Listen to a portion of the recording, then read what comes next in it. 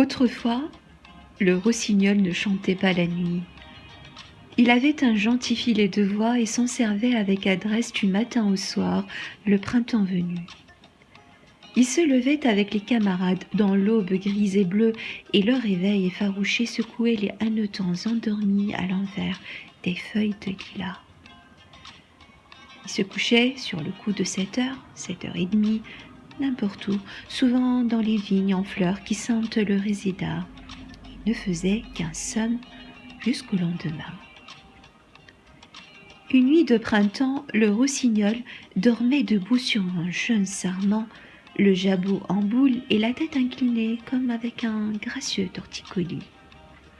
Pendant son sommeil, les cornes de la vigne, ces vrilles cassantes et tenaces, dont l'acidité d'oseille fraîche irrite et désaltère, les vrilles de la vigne poussèrent aussi dru cette nuit-là que le rossignol s'éveilla ligoté, les pattes empêtrées, de liens fourchus, les ailes impuissantes.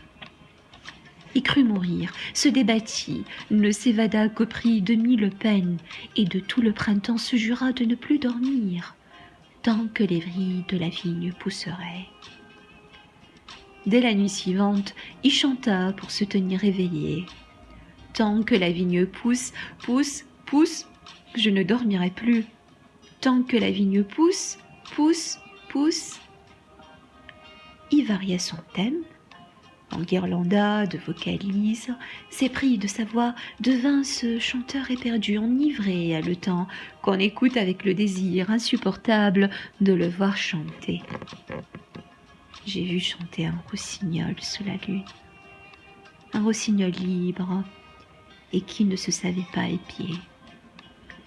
Il s'interrompt parfois, le col penché, comme pour écouter en lui le prolongement d'une note éteinte. Puis il reprend de toute sa force, gonflé, la gorge renversée, avec un air d'amoureux désespoir. Il chante pour chanter, il chante de si belles choses qu'il ne sait plus ce qu'elles veulent dire. Mais moi, j'entends encore à travers les notes d'or les sons de flûte grave, les tris tremblés et cristallins. Les cris purs et vigoureux, j'entends encore le premier chant naïf et effrayé du rossignol pris aux vrilles de la vigne. Tant que la vigne pousse, pousse, cassante, tenace, les vrilles d'une vigne amère m'avaient lié tandis que dans mon printemps je dormais d'un somme heureux et sans défiance. Mais j'ai rompu d'un sursaut effrayé tous ces filters qui déjà tenaient à ma chair et j'ai fui. Quand la torpeur d'une nouvelle nuit de miel a pesé sur mes paupières, j'ai craint les vrilles de la vigne et j'ai jeté tout haut une plainte qui m'a révélé ma voix. Toute seule, éveillée dans la nuit, je regarde à présent monter devant moi l'astre voluptueuse et morose. Pour me défendre de retomber dans l'heureux sommeil, dans le printemps menteur où fleurit la vigne crochue, j'écoute le son de ma voix.